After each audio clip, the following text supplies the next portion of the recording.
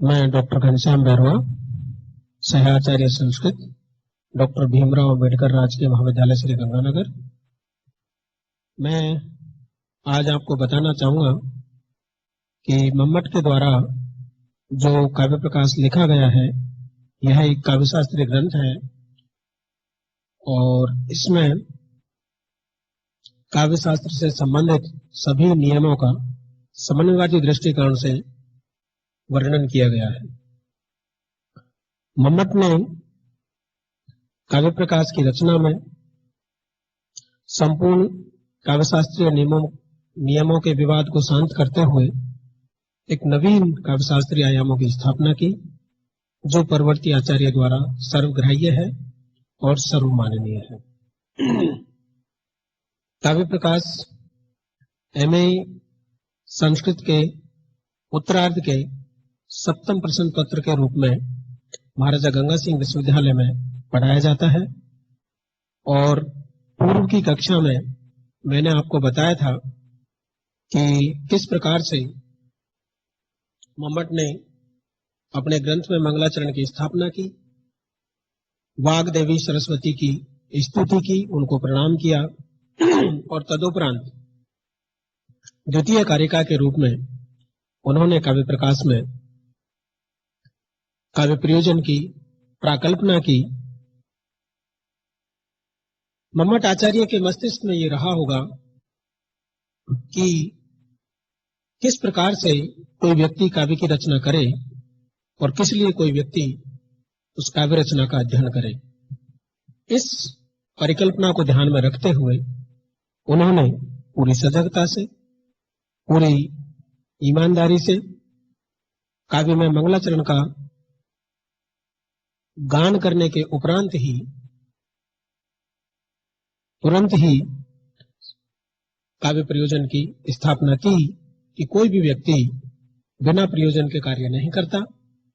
तो इस प्रकार से मेरे काव्य को पढ़ने से पूर्व या किसी भी काव्य को पढ़ने से पूर्व उसके क्या प्रयोजन हो सकते हैं, जिससे व्यक्ति उसका अध्ययन करे और लाभान्वित हो।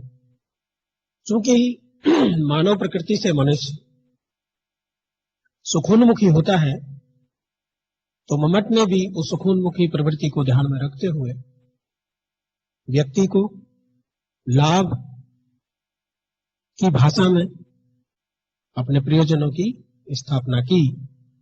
और कहा भी गया है, प्रयोजन मनुद्देश्य मंदो अपि न प्रवर्तते। प्रयोजन को छोड़ करके कोई मूर्ख व्यक्ति भी कार्य नहीं करता। तो किस प्रकार कोई महान कवि बिना प्रयोजन के अपने काव्य की रचना कर सकता है। मम्मट से पूर्व काव्य शास्त्र में बहुत सारे विद्वानों ने, बहुत सारे काव्य शास्त्रियों ने काव्य प्रयोजन की स्थापना की और उन काव्य प्रयोजन का समन्वयवादी दृष्टिकोण से समन्वय करते हुए और मम्मट के उपरांत, चूंकि मम्मट का समय 1050 ईस्वी था, तो मम्मट के उपरांत भी और क्या काव्य प्रयोजन हो सकते हैं, उनको भी उन्होंने एक क्रांत दृष्टा की दृष्टि से देखते हुए अपने काव्य प्रयोजन में समन्वय करने का प्रयास किया है। मम्मट का काव्य प्रयोजन, जो कि काव्य प्रकाश की दूसरी कारिका के रूप में है, वो आपके सामने इस प्रकार से है। काव्यम यशसे अर्थकृते व्यवहार विदे श्वेतरक्षते सत्य पर निर्वृत्त कांता सम्मित तयोपदेश युजे। अर्थात कोई भी काव्य रचना यश के लिए होती है। काव्य रचना से धन अर्जन किया जाता है। काव्य लोक व्यवहार के ज्ञान के लिए होता है। काव्य जीवन में चल रहे अमंगल के नाश के लिए होता है। काव्य शीघ्र परमानंद की प्राप्ति के लिए होता है और काव्य कांता के सदृश होने से उपदेश के लिए होता है। कोई भी काव्य कांता के समान व्यक्ति के, पाठक के, श्रोता के, दर्शक के हृदय को द्रवित करता है और वह उसे प्रेरित करता है कि राम के समान कार्य करना चाहिए, रावण के समान नहीं। इस प्रकार से मम्मट के काव्य प्रयोजन की व्याख्या करने से पूर्व मम्मट से पूर्व जो काव्य शास्त्री या नाट्य शास्त्री थे जिन्होंने काव्य प्रयोजन की परिकल्पना की, उनमें सबसे पहले 3री शताब्दी के भरत मुनि ने नाट्य शास्त्र में इस प्रकार से काव्य प्रयोजन की प्रकल्पना की है कि विनोद जननम लोके नाट्य मेदद भविष्यति, विश्रांति जननम लोके नाट्य मेदद भविष्यति, धर्म्यम यशस्मायुषम हितम बुद्धिर्विवर्धनम लोकोपदेश जननम नाट्य मेदद भविष्यति। अर्थात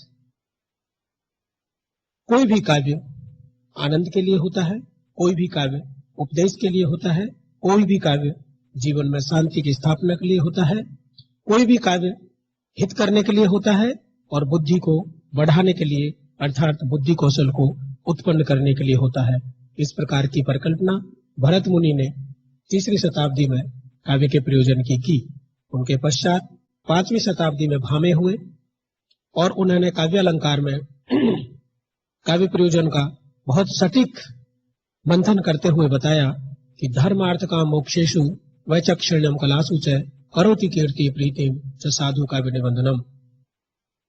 धर्म, अर्थ, काम और मोक्ष में तथा संपूर्ण 64 कलाओं में जिसके अध्ययन के पश्चात, जिसके श्रवण के पश्चात वैचक्षण्यम प्राप्त होता है और जो करोति कीर्तिम प्रीतिम, जो उस दर्शक की, उस श्रोता की, जो उस पाठक की कीर्ति को और प्रीति को इस संसार में फैलाता है, इस प्रकार से साधु काव्य निबंधनम, इस प्रकार से एक श्रेष्ठ काव्य का निबंधन किया जाता है जिसके माध्यम से व्यक्ति इतने सारे, इतने व्यापक प्रयोजनों को प्राप्त कर सकता है।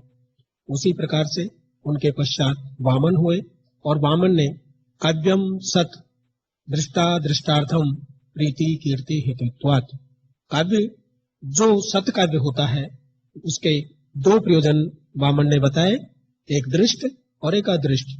दृष्ट के रूप में उन्होंने प्रीति को कहा और अदृष्ट के रूप में उन्होंने कीर्ति को कहा। कि दृष्ट तो प्रीति जो दिखाई देती है जब हम काव्य को पढ़ते हैं, काव्य को सुनते हैं, तो जो हमको आनंद की प्राप्ति होती है वह इसके दृष्ट प्रयोजन में उन्होंने माना, और अदृष्ट प्रयोजन के रूप में उन्होंने कीर्ति को माना। और कीर्ति को उन्होंने इसलिए अदृष्ट माना कि यह कीर्ति ही आपको स्वर्ग का मार्ग दिखाती है, या आपके जीवन के पश्चात भी आपकी इस जगत में जो कीर्ति रहती है वह एक काव्य से ही प्राप्त होती है। इसी प्रकार 850 ईस्वी में आनंदवर्धन हुए और आनंदवर्धन ने ध्वन्यालोक में ये कहा, तेन ब्रूमः सहृदय मनः प्रीतये तत्स्वरूपम। इन सारे कारणों के वजह से, जो उन्होंने ऊपर कारिका में अपने कारण बताए हैं, इन सारे कारणों की वजह से सहृदय के मन की प्रीति के लिए मैं उस काव्य के स्वरूप को आपको बता रहा हूं। तो कोई भी सहृदय सामाजिक यदि आनंद होने की चाह रखता है, यदि आनंदित होने का उद्देश्य रखता है, तो निश्चित रूप से उसको काव्य को पढ़ना चाहिए, काव्य का श्रवण करना चाहिए। उसी प्रकार भोजराज ने भी कीर्तिम प्रीतिम च विन्दति, काव्य से कीर्ति भी प्राप्त होती है और प्रीति भी प्राप्त होती है। काव्य के श्रवण करने वाले को, काव्य की रचना करने वाले को जगत प्रेम करता है और जगत में उसकी लंबे समय तक, दीर्घ काल तक उसकी कीर्ति बनी रहती है। इस प्रकार से 1350 ईस्वी में, जो कि मम्मट के उपरांत के काव्य शास्त्री है विश्वनाथ, जो मम्मट के काव्य लक्षण के आलोचक के रूप में जाने जाते हैं, उन्होंने भी ये कहा कि चतुर्वर्ग फल प्राप्ति सुखादल्प ध्याम अपि काव्यादेव यतस्तेन तत्स्वरूपम निरूप्यते। कि यदि मान लीजिए आपको सुखपूर्वक कम बुद्धि वाले व्यक्तियों को भी चतुर्वर्ग के फल की प्राप्ति करनी है तो वो काव्य से ही हो सकती है, अन्य किसी से नहीं। यहाँ पर अन्य किसी से तात्पर्य ये था कि व्याकरण ग्रंथों से नहीं, वेद आदि ग्रंथों से नहीं, ब्राह्मणों से नहीं, उपनिषदों से नहीं, और यदि उनसे होती भी है तो सुखपूर्वक नहीं होती और अल्पधीय व्यक्तियों को नहीं होती। इस प्रकार से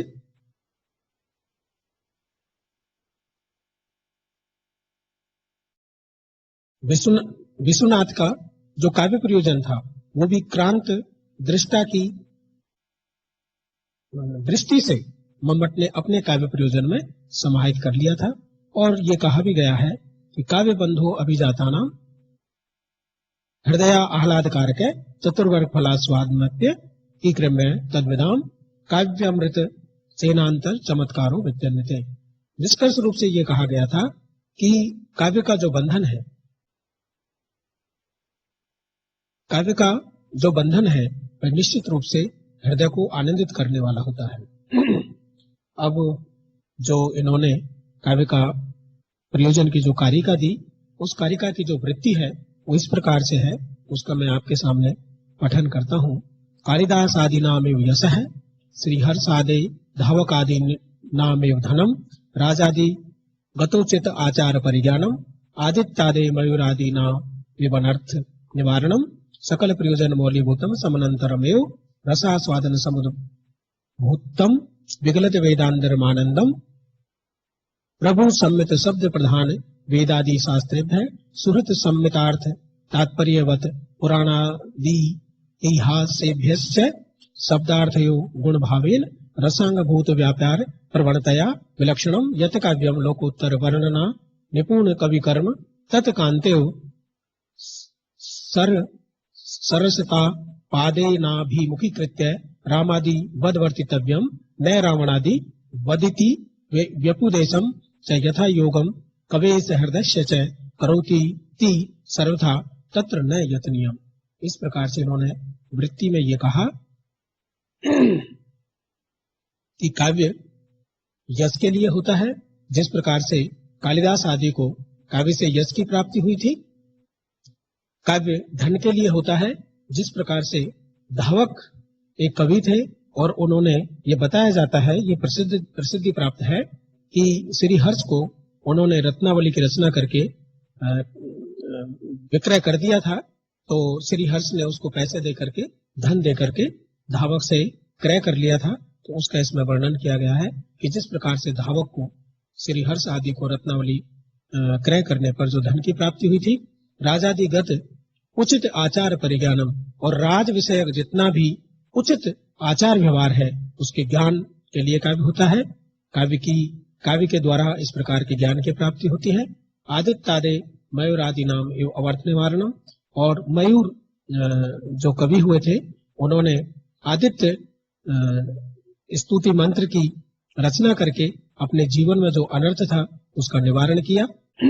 और सकल प्रयोजन मौलीभूतम समनंतरम रसास्वादन समुद्भूतम विगलित वेदांतरम आनंदम, और ये सद्य पर निवृत्त जो इन्होंने अपनी वृत्ति में कहा है उसके लिए इन्होंने व्याख्या किया है कि सकल प्रयोजन मौलीभूतम, कि काव्य का जो प्रयोजन है, उन प्रयोजनों में जो सर्वश्रेष्ठ प्रयोजन है, जो इन सब में उत्कृष्ट है, जो इन सब में श्रेष्ठ है, वो समनंतरम में वह काव्य के पाठन के साथ साथ उसके अनंतर ही, काव्य पाठन के अनंतर ही जो रस स्वादन होता है, जो रस का आस्वादन होता है, वह है विगलित वेदांतरम आनंदम। और जब उस आनंद की प्राप्ति होती है तो अन्य विषयों का जो आपका ज्ञान है जो विगलित हो जाता है। इस प्रकार से ये पांचवा जो इन्होंने काव्य का प्रयोजन बताया है, ये सर्वश्रेष्ठ प्रयोजनों के रूप में मम्मट ने स्वयं ने स्थापित किया है। और तत्पश्चात उन्होंने बताया कि संसार में, जगत में 3 प्रकार के उपदेश होते हैं: प्रभु सम्मित उपदेश, मित्र सम्मित उपदेश और भार्य सम्मित उपदेश। प्रभु सम्मित उपदेश जो होते हैं वो शब्द प्रधानता के कारण वेदादि अध्ययन से प्राप्त होता है, जिसमें ये कहा जाता है कि जो कहा गया है वही आपको करना है और जो नहीं कहा गया वो आप नहीं करें।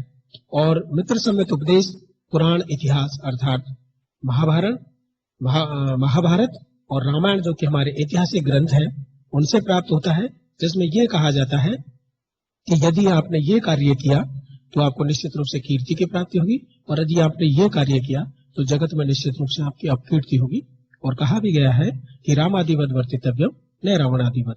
तो इस प्रकार से हमारे जो सुहृद ग्रंथ है महाभारत रामायण, ये बताते हैं कि आपने जब पठन किया तो आपको ये ज्ञान हो जाएगा कि राम के समान आचरण करेंगे तो सम्मानित होंगे, और रावण के समान आचरण करेंगे तो हमको निश्चित रूप से असम्मान की प्राप्ति होगी। इसी प्रकार से शब्दार्थ एवं गुण भावेन, जिसमें शब्दार्थ और गुण के भाव से रसांगभूत व्यापार प्रवणता विलक्षणम, रसांगभूत व्यापार की प्रवणता के कारण जो विलक्षण है, यत काव्यम, जो काव्य होता है, लोकोत्तर वर्णना निपुण कवि कर्म, जो कवि का कर्म है, जो निपुणता पूर्वक कवि का कर्म है, वह कांता सम्मित उपदेश के समान होता है, अर्थात कांता के समान उपदेश देने वाला होता है, जो व्यक्ति को पहले अभिमुखीकृत है, जो व्यक्ति को पहले अपनी ओर अभिमुखीकरण करता है और अभिमुखीकरण करने के पश्चात द्रवित हृदय करके वह उस व्यक्ति को श्रेष्ठ कार्य में लगाने का प्रयास करता है और उस प्रयास में वो सफल भी होता है। इस प्रकार से ये 6 जो काव्य के प्रयोजन मम्मट ने दिए हैं, ये 6 के 6 प्रयोजन जब हम विशेष संदर्भों में जानेंगे तो ये पता चलेगा कि सकल प्रयोजन मौलिभूतम समनंतरम रसास्वादन समुद्भूतम विगलित वेदांतरम आनंदम। कि सकल प्रयोजन मौलिभूतम, सकल प्रयोजन संपूर्ण जो प्रयोजन दिए उनमें मौलिभूत, उनमें जो सर्वश्रेष्ठ है, उनमें जो उत्कृष्ट है वह सद्य परिनिवृत्तय है। और वो सद्य परिनिवृत्तय इसलिए है क्योंकि वो काव्य के पाठन के साथ साथ ही आपको रसास्वादन की, आपको आनंद की प्राप्ति होती है। और जब आप काव्यानंद ले रहे होते हैं तो विभिन्न प्रकार के जो आपके ज्ञान है, जो विभिन्न प्रकार के जो आपके दोष है वो मिट जाते हैं, वो नष्ट हो जाते हैं और केवल आपको काव्यानंद की प्राप्ति होती है।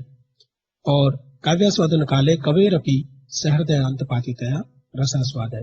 अब प्रश्न ये आता है कि जब काव्यास्वादन हो रहा होता है या व्यक्ति को काव्यानंद की प्राप्ति हो रही होती है, चाहे वो पाठक हो चाहे वो कवि हो, तो प्रश्न ये आया कि मम्मट ने जो ये 6 प्रकार के काव्य प्रयोजन बताए हैं, पहला काव्य प्रयोजन काव्यम यश से, काव्य यश के लिए होता है।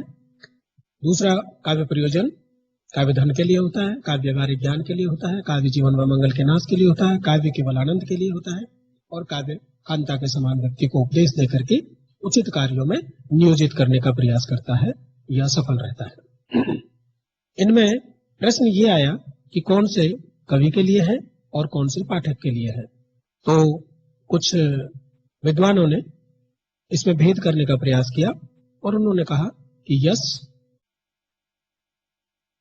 अर्थ, व्यवहारिक ज्ञान, यश, अर्थ और व्यवहारिक ज्ञान,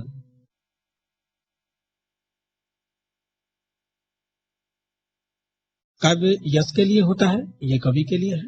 काव्य धन प्राप्ति के लिए होता है, ये कवि के लिए होता है।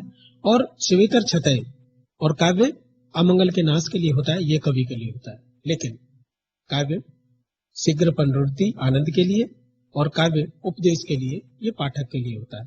परंतु इस प्रकार का जो भेद बताया गया है वह भेद उचित नहीं है। ये जो 6 काव्य के प्रयोजन मम्मट के द्वारा दिए गए हैं, ये 6 के 6 काव्य प्रयोजन कवि के लिए भी है और पाठक के लिए भी है। आप इस प्रकार से इसको देख सकते हैं, समझ सकते हैं कि जिस प्रकार से कालिदास ने काव्य की रचना करके यश को प्राप्त किया, कोई भी व्यक्ति उनके ग्रंथ को, जो श्रेष्ठतम ग्रंथ अभिज्ञान शाकुंतल है, उसको पढ़कर यश प्राप्ति कर सकता है। अर्थकृते जिस प्रकार से धावक ने श्रीहर्ष से अर्थ लेकर के रत्नावली को उनको दे दिया था, उनको अर्थ की प्राप्ति हुई थी। आप काव्य अध्ययन करके भी, काव्य के अध्ययन से, काव्य के ज्ञान से आप अर्थ का अर्जन कर सकते हैं। व्यवहारिक ज्ञान कवि को भी होता है और पाठक को भी होता है। जीवन में अमंगल का नाश रचना करके कवि को भी हो सकता है और पाठक को भी हो सकता है। और सद्य परिनिवृत्त है और शीघ्र ही आनंद की प्राप्ति जब कवि काव्य की रचना कर रहा होता है तो उन्हें भी होती है और पाठक को तो निश्चित रूप से होती है, जो सहृदय सामाजिक होता है। और कांता के समान काव्य उपदेश देता है, वो पाठक को भी देता है और कवि को भी इस प्रकार से नियंत्रित रखने का प्रयास करता है।